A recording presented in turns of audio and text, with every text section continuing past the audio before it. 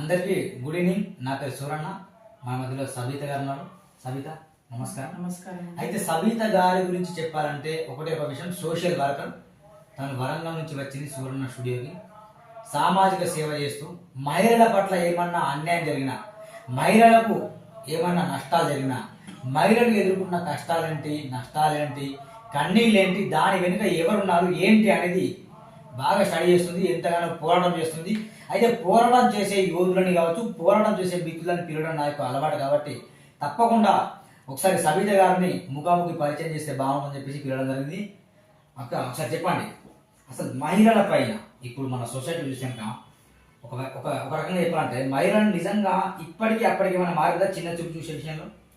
చిన్న చూపు చూసే విషయంలో అయితే మార్పు ఇప్పుడైతే చాలా వరకు మార్పు వచ్చింది. అప్పుడంతా అంటే అప్పుడు చట్టాలు పెరిగాయి, ఇప్పుడు ఆడవాళ్ళకి చట్టాలు అనుకూలంగా ఉంటున్నాయి కాబట్టి కొంచెం భయం అనేది తగ్గింది. వాళ్ళలో కాన్ఫిడెన్స్ కూడా పెరిగింది.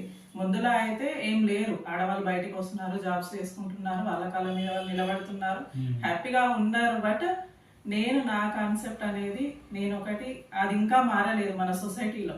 అదేంటంటే ఆడపిల్లల పైన ఆడవాళ్ళ పైన అత్యాచారం చేయడం అదైతే ఎక్కడా తగ్గినట్టు నాకు అనిపించట్లేదు. ఇంకా ఎక్కువైంది, ముందు కంటే ఇంకా ఎక్కువైందని అనిపిస్తుంది నాకైతే. ఇప్పుడు డిజిటల్ మీడియా, డిజిటల్ రంగం ఇది దాదాపు మోదీ గారు ప్రధాని అయినప్పుడు మొత్తం డిజిటల్ మీడియా బాగా అవుతుంది. ఆర్టిఫిషియల్ ఇంటెలిజెన్స్ ఉన్నది ఈ తరుణంలో కూడా, అంటే సెకండ్ లో కూడా తెలుస్తుంది ఏం జరిగినా.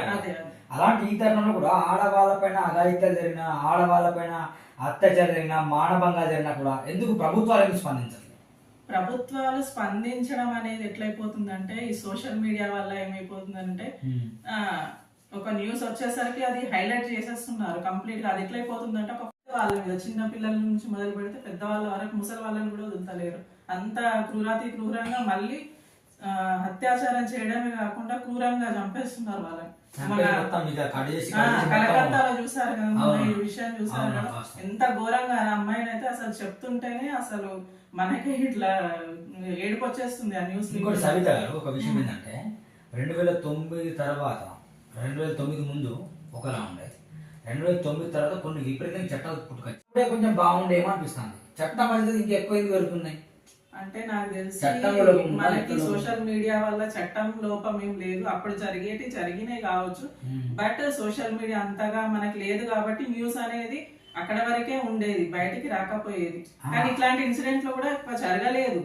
ఏమైపోయిందంటే ఇప్పుడు సోషల్ మీడియా వల్ల కూడా అబ్బాయిలు చెడిపోవడం, అది ఒక సోషల్ మీడియానే అని చెప్పడం కాదు, కానీ మగ పిల్లలకు కూడా అవేర్నెస్ అనేది వాళ్ళ తల్లిదండ్రులు అంటే ఎంతసేపు ఆడపిల్లలు ఏమంటే విదేశీ సంస్కృతి మన స్వదేశంలో ఎంటర్ అయింది కాబట్టి ఆడవాళ్ళపైన అంటే విదేశీ సంస్కృతి అని అంటే విదేశీ సంస్కృతిలో రోజు అత్యాచారాలు జరుగుతున్నాయా?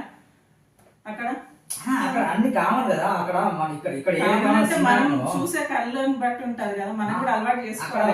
అంటే వాస్తవానికి నోరు మాట్లాడితే అక్కడ రొమాన్స్ అనేది కావచ్చు, కిస్ అనేది హగ్, ఈక్వాలిటీ, సెక్షువల్ అబ్యూస్ గురించి మాట్లాడితే విదేశాలు అన్ని కామన్ అయిపోయి. స్టేట్ ముంబై ఉంది, అక్కడ కూడా దాదాపు ఆ కల్చరే ఉంటుంది. ఈవెన్ ఒక ఆర్టికల్ అని ఉంటుంది, అక్కడైతే సెక్స్ వర్కర్స్ ఓపెన్ గా అక్కడ నిలబడతారు వాళ్ళ వర్క్ కోసం అని చెప్పేసి.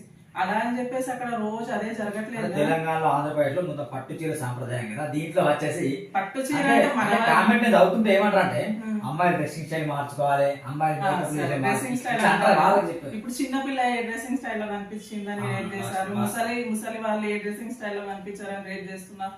డ్రెస్సింగ్ స్టైల్ కాదు ఇక్కడ. డ్రెస్సింగ్ అనేది ఇప్పుడు మన ఇంట్లో కూడా మన పిల్లలు కూడా చేసుకుంటారు డ్రెస్సెస్.